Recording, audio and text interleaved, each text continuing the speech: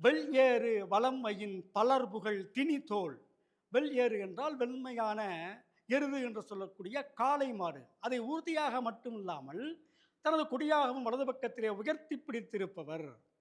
பலர்புகழ் திணிதோள், பலரும் வியந்து போற்றுகின்ற, பாராட்டுகின்ற, துதித்து புகழ்கின்ற திண்மையான தோள் படைத்தவர். ஆண்மையின் இலக்கணமாக இருக்கக்கூடிய சிவபெருமான். இங்கே காளை வாகனம் என்று அவருக்கு ஏன் சொல்கிறார்கள்? காளை என்பது கம்பீரம், ஆண்மையின் அடையாளம். அப்படிப்பட்ட ஆண்மையின் அடையாளமாக இருக்கக்கூடிய சிவபெருமான் எவ்வாறு இருக்கிறார்? உமை அமர்ந்து விளங்கும் இமையா முக்கன். ஒரு ஆடவனுக்கு மிகப்பெரிய சிறப்பு என்ன என்பதை இங்கே அழகாக சொல்கிறார். பெண்ணுக்கு எவன் சரிபாதி தருகிறானோ அவன்தான் சிறந்த ஆண்மகன்.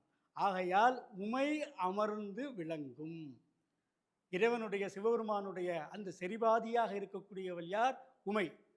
இடப்பாகத்தை தந்து அருளினார் இல்லையா சிவபெருமான், செரிபாதி தந்தார். அந்த உமை அமர்ந்து விளங்கும் முக்கண், மூன்று கண்களை உடையவர்கள். அதுவும் சாதாரண கண் அல்ல, இமையா முக்கண். தேவர்கள் அனைவருக்குமே இமைக்காத கண் தான். ஆனால் மகாதேவனாகிய பெருந்தேவனாகிய பெருந்தெய்வமாகிய சிவபெருமானுக்கு என்ன சிறப்பு என்று சொன்னால் மூன்று கண்கள் இருக்கின்றன. அப்படிப்பட்ட மூன்றாவது கண் சிறப்பு படைத்த முருகப்பெருமானின் தந்தையாகிய சிவபெருமான், அவரை பற்றி அவரும் தனது மகனை காண இங்கே வருகை தருகிறார்.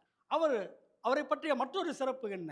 மூ எயில் முறுக்கிய முரண் மிகு செல்வனும். எயில் என்றால் கோட்டை, மூ எயில் என்றால் மூன்று கோட்டைகள். எது? திரிபுரம் எரித்தவர்கள் சொல்வார்கள். ஆகாயத்திலே திரியக்கூடிய, சுற்றி வரக்கூடிய மூன்று கோட்டைகளை திரிபுராதிகள் என்று சொல்லக்கூடிய அந்த அசுரர்கள் கட்டினார்கள். அவர்களை தனது சிரிப்பு ஒன்றினாலே தகனம் செய்தவர் திரிபுர தகனராகிய சிவபெருமான் என்று சொல்வார்கள்.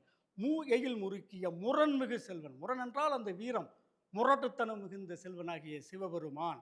இங்கே மூ எயில் என்று சொல்லக்கூடிய திருபுரத்திலே நுட்பமாக பார்க்க வேண்டியது என்ன என்று சொன்னால், இது எங்கோ அரக்கர்களுக்கு வைத்திருக்கக்கூடிய கோட்டை இல்லை, நமக்குள்ளும் இருக்கக்கூடிய அந்த கோட்டை தான் அந்தரத்திலே சுற்றி கொண்டிருக்கிறது. என்னது?